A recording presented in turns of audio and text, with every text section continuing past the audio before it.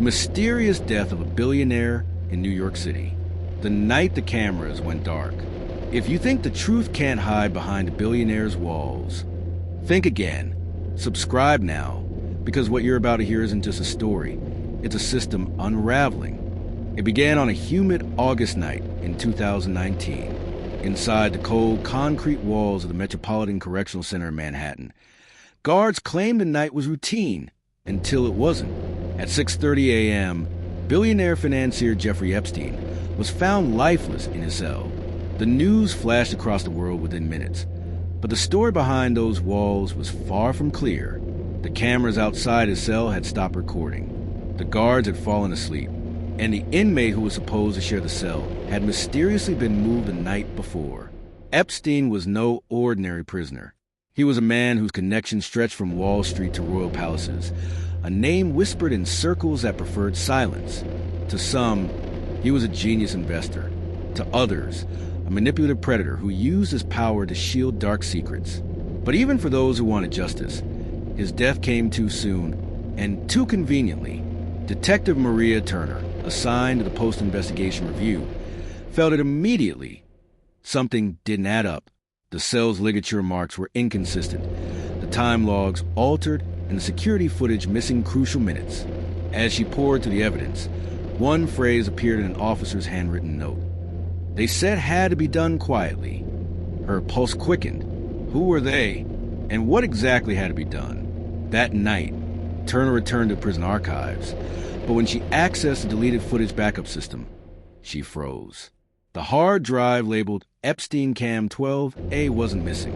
It had been deliberately wiped, exactly 6 hours before his death, and at the bottom of the access log, a single name appeared. It was someone from inside the FBI. The list no one was supposed to see. If you thought the story ended in that cell, think again. The deeper you go, the darker it gets. So hit subscribe before this video disappears like the evidence did.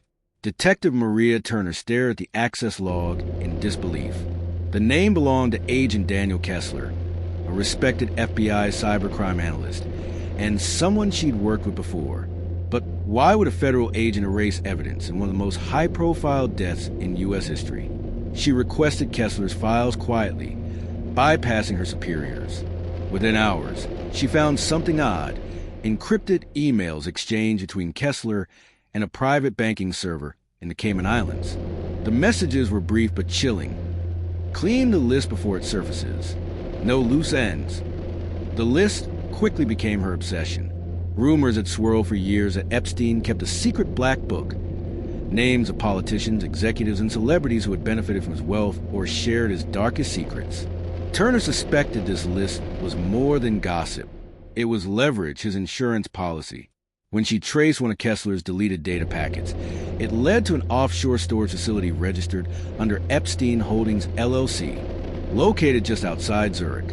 That night, Turner boarded a flight under a false name, carrying only a laptop and a single encrypted flash drive. In Zurich, she met a source, a nervous banker named Emil who once handled Epstein's accounts. He handed her a sealed envelope, his hands trembling. Inside was a single USB stick labeled Invite List 2005. Turner inserted it into her laptop in a dim hotel room. Names appeared one by one: senators, CEOs, foreign princes. Then she reached the final file, marked Project Blackroom. The document wouldn't open. It required a secondary key, a password known only to two people. One of them was Jeffrey Epstein. The other was still alive. The man in the shadows. If you've come this far, you deserve the truth. But remember, some truths were never meant to surface. Hit that subscribe button, because after this, the story may not stay online for long. Detective Maria Turner sat in her dim New York apartment, blinds drawn, laptop screen glowing with encrypted data from Project Blackroom. For 3 sleepless nights, she tried every code, every cipher. But then, one line of metadata caught her eye. Last accessed by a Roth. Alan Roth, a billionaire venture capitalist and Epstein's longtime associate. He kept a low profile since Epstein's death, avoiding interviews, public sightings, and even court subpoenas. Turner cross-checked travel logs. The night Epstein died, Roth's private jet left Teterboro Airport at 1:14 a.m., just 4 hours before the security cameras malfunctioned. Armed with a warrant and a growing sense of dread, Turner visited Roth's Manhattan penthouse. Inside, the air felt sterile, not a trace of dust or motion. But in his study, hidden behind a false bookshelf, she found a private server still warm from use. Files were labeled donors, assets, and finally, Project Blackroom. She opened the last one. A single video file loaded, time-stamped 2 days before Epstein's death. It showed Epstein, alive, speaking directly to the camera. "If you're watching this, I'm already gone. And if they found me, they'll find you too. The truth isn't about money, it's about who owns it." Before she could copy the file, the lights went out. The building's power grid crashed. Through the window's reflection, she saw movement. A figure in a black coat watching from the hallway.